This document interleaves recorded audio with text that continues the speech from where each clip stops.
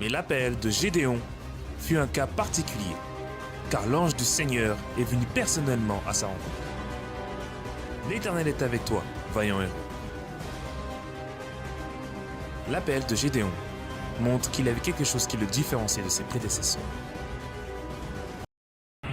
Afin que nous puissions comprendre très facilement cette doctrine de l'unité de l'Église, du corps de Christ, il nous faut un instant, lever nos yeux vers le ciel pour comprendre comment cette doctrine est bien assise et comprise dans le ciel si l'esprit du chrétien s'élève jusque dans les lieux célestes. Nous comprenons d'abord cette doctrine par la manifestation de la divinité.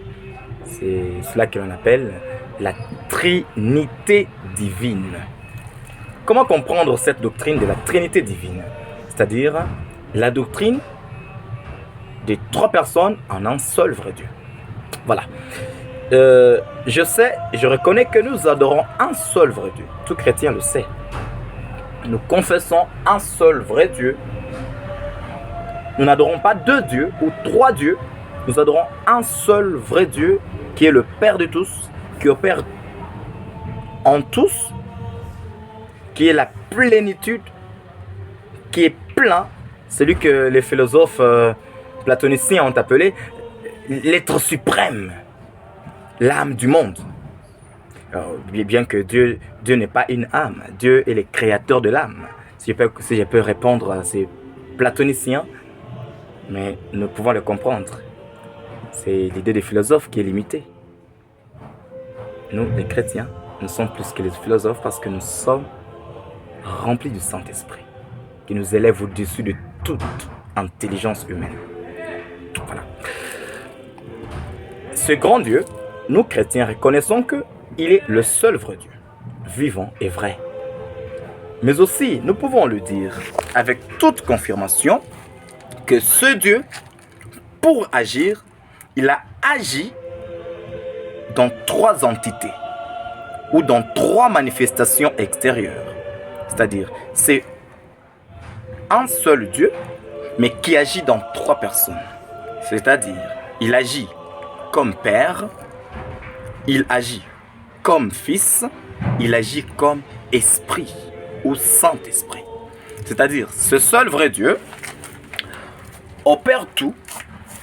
Quand il s'agit de ces manifestations, il se manifeste aux hommes par ces trois entités. C'est-à-dire, il peut parler du haut du ciel en tant que Père, soit il peut s'incarner, voilà la doctrine de l'incarnation. Il s'incarne, il prend la chair, alors devient un homme, il descend ici-bas. Voilà. Et puis, il peut prendre toute autre forme. Par exemple, une colombe, il descend lui-même. Mais c'est un seul Dieu qui opère tout en tous. Donc, il est en train de chercher de toute manière comment entrer en contact avec l'homme. La première manifestation, c'est le Dieu le Père, celui qui a créé tout par le pouvoir de sa parole. Et aussi, c'est cette parole avec laquelle il a créé. Cette parole-là a été faite chair. Là, nous parlons de Jésus, le Fils de Dieu. Et aussi, pendant la création, il y avait l'esprit qui était en train de mouvoir sur la face des eaux. Alors, c'est cet esprit-là qu'on appelle le Saint-Esprit. Alors, c'est pourquoi nous voyons les trois personnes là-bas. Et puis, au baptême du Seigneur Jésus-Christ, nous voyons que le ciel fut ouvert. Et aussi, une voix est descendue. Et cette voix a prononcé cette parole. Celui-ci est mon fils bien-aimé, en qui j'ai trouvé mon plaisir, ou en qui j'ai mis toutes mes affections, dans d'autres versions. Alors, nous notons là-bas une personne qui a parlé au ciel. C'est une voix. Après, nous voyons maintenant l'esprit qui descend sous la forme d'une colombe, qui descend sur l'épaule de Jésus, le Fils de Dieu. Jésus qui est Dieu manifesté en chair.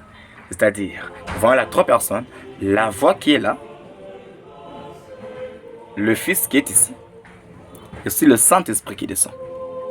C'est ce que l'apôtre Paul dit aussi. Il dit que la grâce du Père et la paix de Jésus-Christ et la communion du Saint-Esprit.